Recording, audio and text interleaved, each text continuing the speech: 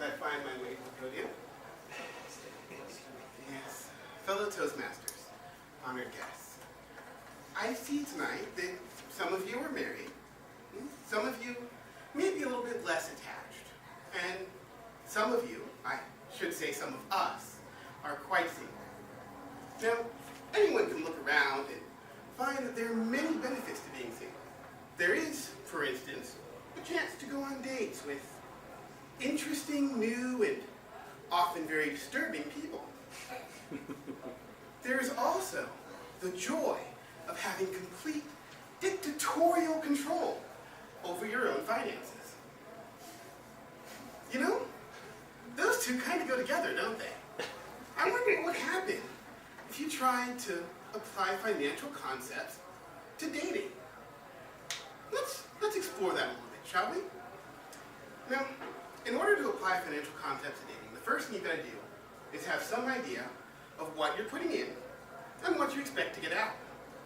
So, I think we can all agree that what you're putting in is both money and time. And everyone has different ideas of what they want to get out of it. But for the sake of argument, let's say you're trying to get out, I don't know, physical comfort and emotional comfort. This should make it pretty easy to figure these things out. Given that, let's look at some dating situations, shall we? The first one that we should look at, obviously, is a strip club. Because everyone knows that short of prostitution, a strip club is the next best thing to a sure thing in dating. The basic idea here is that you are absolutely going to get out what you put in. Not a whole lot of false advertising there. You pretty much know what you're getting. The problem with this is that it's a little bit like putting your money in a money market account. You know, you put your money in, a couple years later you put it out, but you take it out, but as it turns out, you really get out pretty much what you put in. I mean, at least after you adjust for inflation. Now, that brings us to casual dating. Casual dating's, it's really, I think, the sweet spot. Really, because what's happening here is that you've got a lot of benefits going on. You know, you've got lots of physical and emotional benefits. You are certainly putting in money and time, but things pretty much continually get better. You never really have any arguments of note because, seriously, I mean, why bother to argue about it when you can just leave?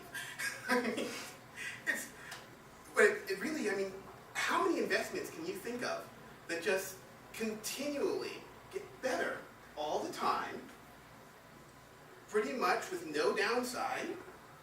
And, I mean, the only risk you run is a slight chance that, you know, it could all disappear in about 30 seconds. Cannot think of any investment like that. Now, let's move on to one that seems to be pretty popular, the long-term committed relationship. Maybe even the long-term committed relationship that requires lawyers to get out of.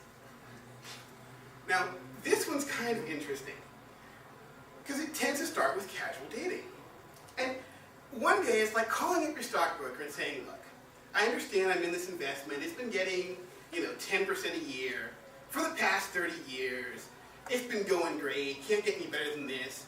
I'd like to take all the money from that and move it into the world's least interesting investment, the most boring, the S&P 500 index.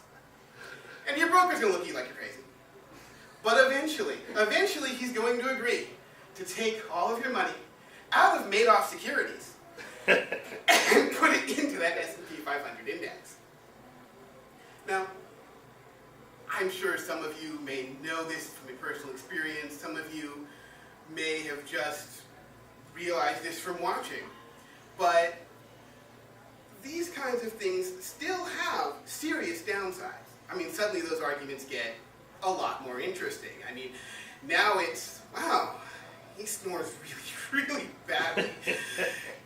I don't think I can take this for another 70 years. A whole lot more interesting that way, isn't it? But some of your upsides are also a lot more pronounced too. The thing that you see here is that over a lifetime, they almost certainly will average out, much like the S&P 500 index. And we've proven over and over again that the dividends you get out tend to be more than you put in. So it sounds like putting financial terms into dating actually kind of might be a good way to analyze these things. Just look at this next time that you're looking into a situation, seeing, is this what I want to do? But I would strongly encourage you not to take it too far, because as we can all see right now, life would be very, very unfortunate were we to have a sudden emotional crisis from dating back security.